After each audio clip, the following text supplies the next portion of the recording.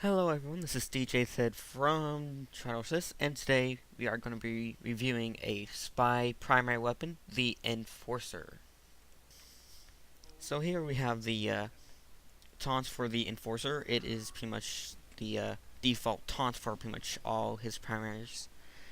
And let's get on with the review then. So this gameplay here, as you can see, I am using the Enforcer, the Black Rose, and the Dead Ringer. The Black Rose is basically a reskin of the default knife, so I'd rather use the Black Rose than the default knife. It's just for looks, I guess. So back on to the Enforcer.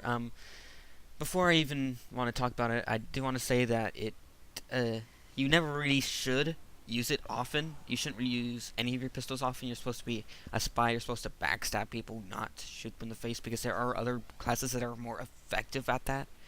So your job is not to use your pistol as your main weapon, even though it is your primary. Actually, it could be considered a secondary, but since it is in your primary slot, as you would say, it doesn't mean you should use it all the time.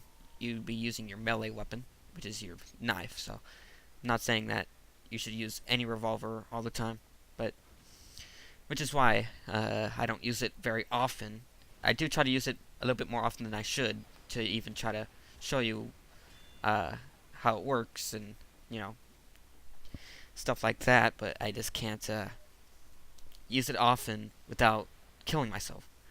So you'd be mostly seeing my actually use my knife more than that.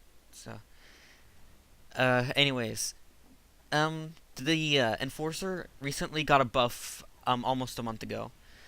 Um, Instead, before the update, it had just a 20 plus 20% plus damage to the Enforcer, and as a pro, and then as a con you get a longer decloak time, which does not affect the Dead Ringer.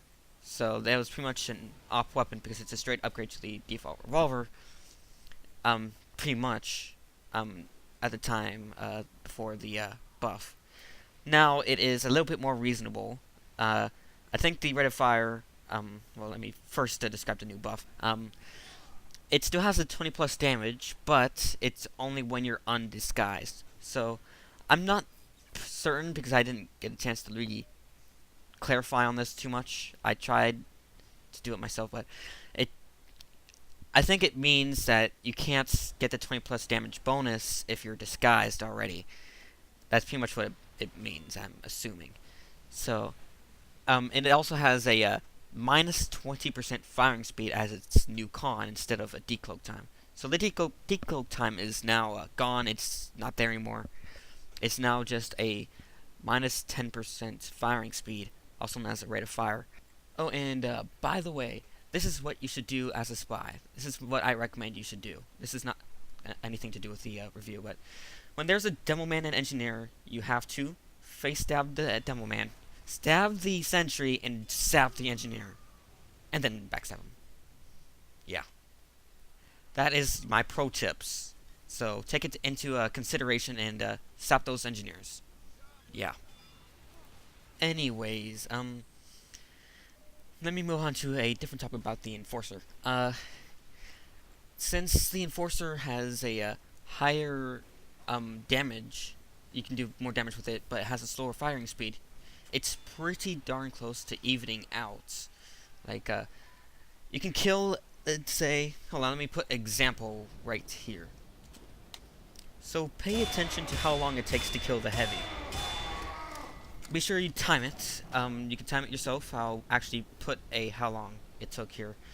And for both the revolver and the Enforcer, it took about the same exact time to kill it, mainly because the revolver has a faster firing speed but doesn't have the same amount of damage. It's not as good, but the Enforcer has a slower firing speed and has more damage, so it mostly cancels out. But the only advantage of that while having the Enforcer is that you have an extra bullet to go before you have to reload, which could be an advantage, but there are so many things about the Enforcer, I'm wondering if it's even worth going to because it has a slower firing speed. Okay, let's put ourselves in a scenario. Let's say that you're a spy and you're trying to retreat and you're trying to kill, let's say, this heavy that is at full health at a long range. It's a pretty long range, so you might need to take more time to aim. Well, with a default revolver, if you were to do that, it would take more time to shoot than it actually does at the full rate of fire. As with the Enforcer, it depends on how long it takes for you personally, but let's just say that the 20% less firing speed is just enough for you to take your aim at that range and then fire and hit the shot. Then it is an advantage because you get more damage and you have more bullets. Well, no, that's not in that scenario, but you do more damage at that range. So that could be one scenario that could be helpful. So I believe that's all I have to talk about with the Enforcer. Except for one thing, the Enforcer would not be for you if you are good at aiming. As I've said in that scenario. So yeah, I want to talk about one more thing. Today, which is June 24th, I want you guys to know something. I know some of you guys are probably going to laugh, but today is the very day that I started playing Team Fortress 2. Yes, I was a free-to-play player the day after the Uber update came out. And I'll be honest, I wouldn't have been a free-to-play if it didn't come out, because I was actually planning on buying Team Fortress 2 like almost a few days after the Uber update came out. And I would have wasted my money, except the only benefit I would have got was premium status right at the start and proof of purchase hat, but that's pretty much it. But yes, I was a free-to-play player, and this video is almost done. I might go into black here, but basically, it's been a whole year since I've been playing Team Fortress 2. I've been playing it on the Xbox, actually. I've had it for the Xbox 360 for maybe a few months before I was planning on getting it for the PC, because everyone knows the PC version is 100% or even more better than the Xbox 360 version, because with all the updates it has and all the new stuff, the new maps, the custom servers, and the Xbox version is crappier, mainly because it's outdated, no hats, of course, and and it's a lot glitchier, and it's only got 6 maps. It's just not as good. Everyone probably would agree with me on that. The only benefit of playing on the Xbox 360 is that if you have a pretty crappy computer, you might have the 360 version, and of course it might run faster, or maybe it won't even run on your computer and you have to use the Xbox. That's fine, but I do recommend actually getting a computer upgrade, because I was actually saving up my money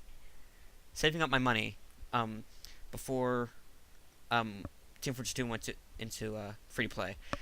I was saving up my money, so when Team Fortress 2 went to free play, I had this extra money. And I already had a decent PC, but I decided to use the extra money to get an upgrade for my PC, which is a new video card.